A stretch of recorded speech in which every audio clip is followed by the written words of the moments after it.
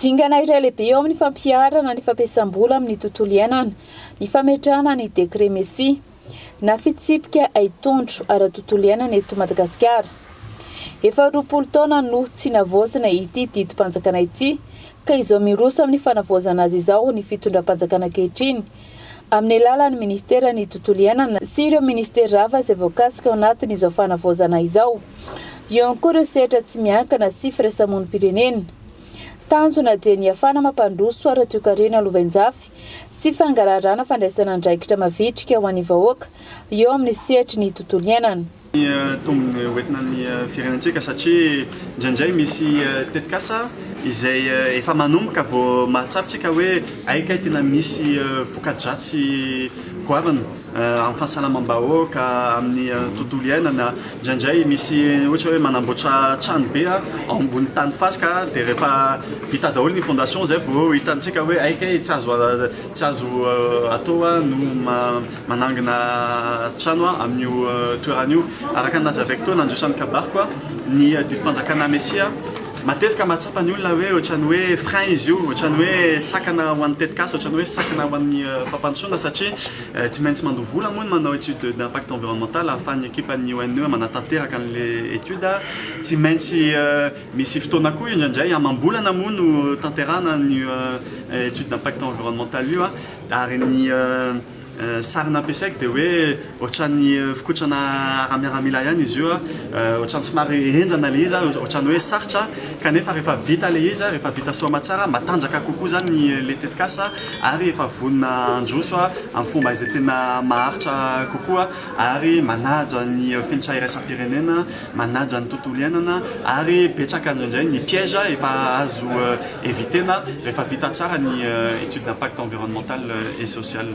Voakasika izao didim-panjakana Messi izay navoazina izao avokoa moa ireo fitrandrana rehetra ka anisan'izany ny tetikasa base toliara. Ny raha momba ny décret Messi moa satria izay ny hetsika tanterantsika androany dia efa nanana permis environnemental base toliara fa 10 taona lasa teo nefa nirantsika malala moa fa miova be ny tontolo ao anatin'ny 10 taona, miova koa ny le tetikasa vinavinain'ny base toliara ka noho izany dia tsy maintsy manao mise à jour izareo ary efa nanantona ny office national de l'environnement ary ny décret Messi vaovao no ampiarana ao amin'io mise à jour ny permis environnemental ny base toliara io ho ataontsika fitaratra mihitsy ny hoe ty décret Messi ty zao daholo ny rafitra, zao daholo ny article ao anatiny ary tsy maintsy ampiarana zato isan-jato ny base toliara dia anisan'ny tetikasa voalohany izay ho voakasika an'io décret Messi vaovao io.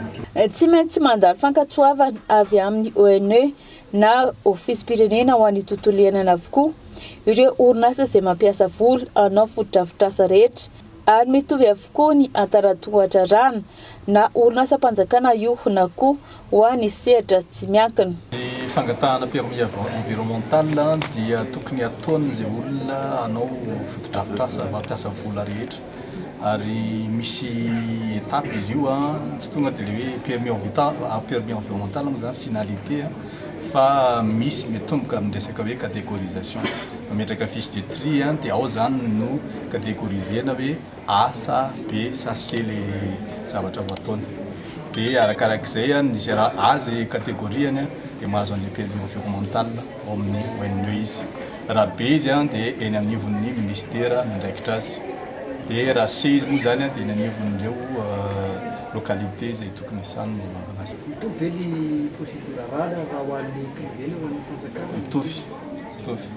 No tanterana androany tetsy amin'ny Carliton nosy ny atrikasa fampahafantarana amin'ny fomba ofisialy ny didim-panjakana Messi na Sipantsina izay notariny Andriamatoa Antonirina Max Fontaine ministry ny tontolo iainana sy fandrosoana Lovenjafy teo ihany koa ny ONE na ny office pirenena ho an'ny tontolo iainana ary ireo tompona ndraiky mpanjakana sy ireo mpisehatra maro miankina sy tsy miankina amin'ny fanjakana teo ihany koa ny firaisamonim-pirenena sy ireo mpiara-mombonantoka rehetra.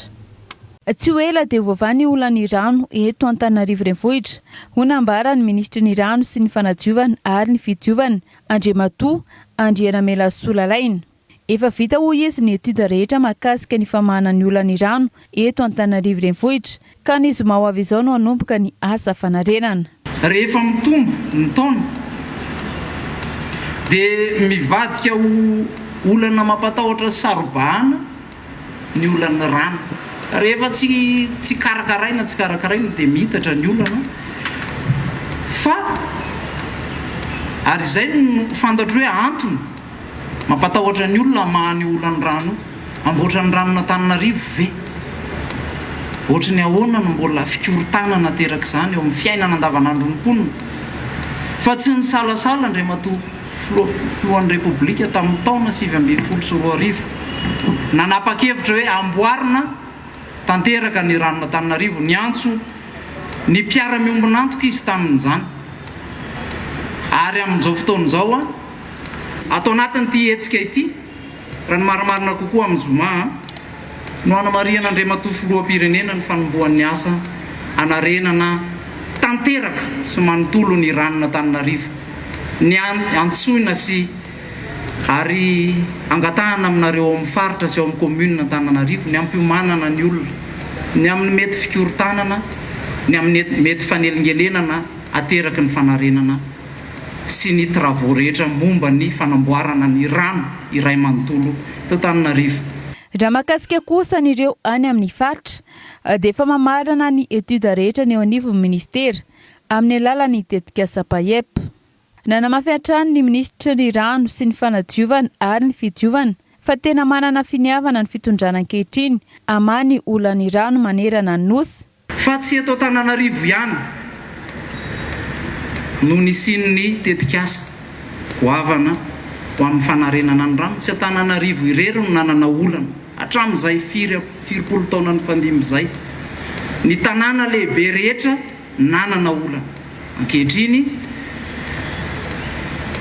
efa misy ny travaux mandeha, misy no atomboka ao anatin'ny fotoana vitsy. Tsara ihany no mampafantatra antsika an'izany. Nosy be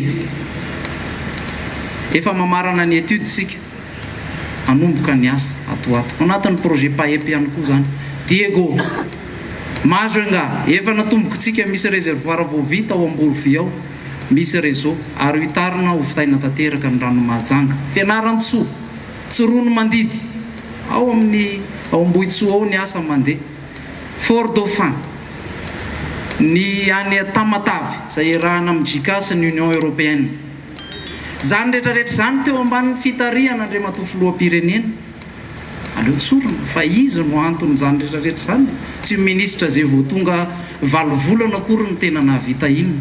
Manatanteraka ara-teknika ny asanay. Nosokafana tamin'ny fomba ofisialy Androamo tetsy amin'ny kianja Pahary Mahamasina ny herinandro nasionaly momba ny rano izay notariny ministra ny rano sy ny fanadiovana ary ny fidiovana Andriamatoa Andrianamela Solalahiny ary ireo mpikambana maromaro eo anivon'ny gouvernement Antsay Christian.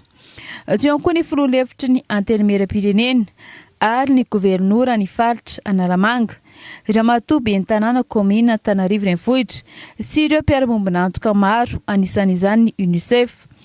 Lohahevitra noentina amin'izao fankalazana ny herinandro nasionaly momba ny rano izao no hoe omentsika lanja ny tahirin-drano ho antoky ny fampandrosoana maharitra.